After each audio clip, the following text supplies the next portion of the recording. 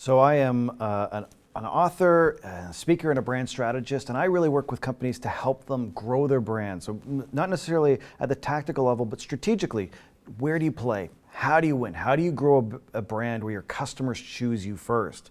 And so I'm sharing ideas through my talks and through my content in my book on how you do that, and then consulting with organizations on that too. So it's a neat way to develop the ideas and apply them, and I have a ton of fun working with organizations on their brands.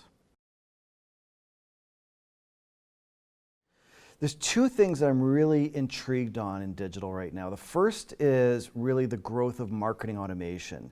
And marketing automation's been around for years and years and years, especially in the enterprise, but it's coming down now to mid-size and small businesses.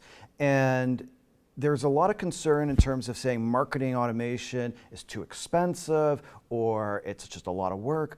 But when you think about what automation is doing today, is it allows you to have resources and communication with your customers 24/7.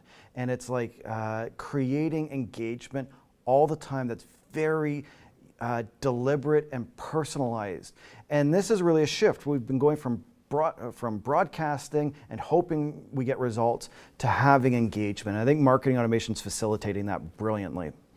And then as an add-on to that, there's now the growth of content hubs. And content hubs are getting away from, say, what we would do in a blog, where we would just have a lot of content that's presented by chronological order and categories and tags, and starting to look at the data and how do consumers interact with us and interact with our content and what they need, and presenting them content in a logical way. And when you put the automation together with a content hub, it's fascinating because now we can allow our customers to consume content on their terms, and we can allow them to engage our brand on their terms. And it's fully accelerating the relationship cycle and how people connect and understand what we can offer them. And I think it's just so transformational. Well, I think there's two things that companies really struggle with. The first one is in the social realm. There's so many platforms out there. You can be on Snapchat and Instagram and Facebook. You can be doing email marketing, marketing automation. You can do so much. And there's this expectation that you have to be on every platform and you have to be involved everywhere.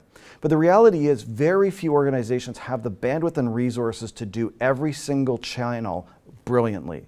And so I think the first thing organizations should do is prioritize a few areas of content that they will be brilliant at, and then invest the resources and the time and the data and the talent to really master those areas. So rather than trying to be surface area or horizontally connected everywhere, choose areas that create engagement. And then the second issue that I see is this, again, it's this going through the paces. It's having that editorial calendar. We got a blog this week. We got to have a newsletter this week. We got a tweet this week. And they end up putting out bland, boring content that's self-serving. And nobody cares about that. But if you can focus on that customer and creating those conversations that engage people, then you will find ways to do things that are brilliant. You'll find ways that actually amplify your brand versus simply doing it because somebody told you to. So it's not about just doing it, it's about doing it well. Exactly. And doing it right for your brand and not just because someone else has told you to do it. Totally. And if you're gonna be crappy at something or you are crappy at it, kill it. Get rid of it. Like if you suck at Twitter and you're not gonna get better at Twitter and it's not moving the sales needle, shut it down. Like you don't need to be there. Like it's a total myth to think you have to be everywhere. Creating a sticky brand can be complex because there's a lot of moving parts. But what I found in doing the research for my book, which really focuses on how does a company that has a marketing budget but not a vast marketing budget grow its brand.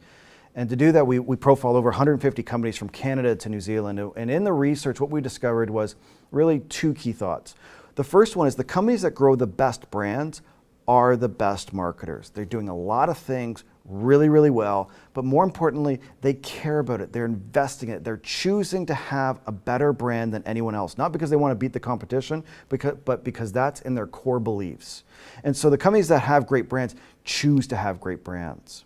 Now, the other key piece to this is it really comes down to, again, a choice that if you don't blow your own horn, nobody will. You've got to take the desire and the pride to amplify your brand. You're not going to grow a sticky brand just because you have great customer service. You're going to have to take that great customer service and then communicate why it's great. To make an area of strength a competitive advantage, you've got to broadcast it. You've got to shout from the hills. You've got to get people involved with it, both internally and externally. And so that point of pride, that choice, I want to grow a remarkable brand, is really the starting point. The tactics come afterwards. Then you decide what fits your business.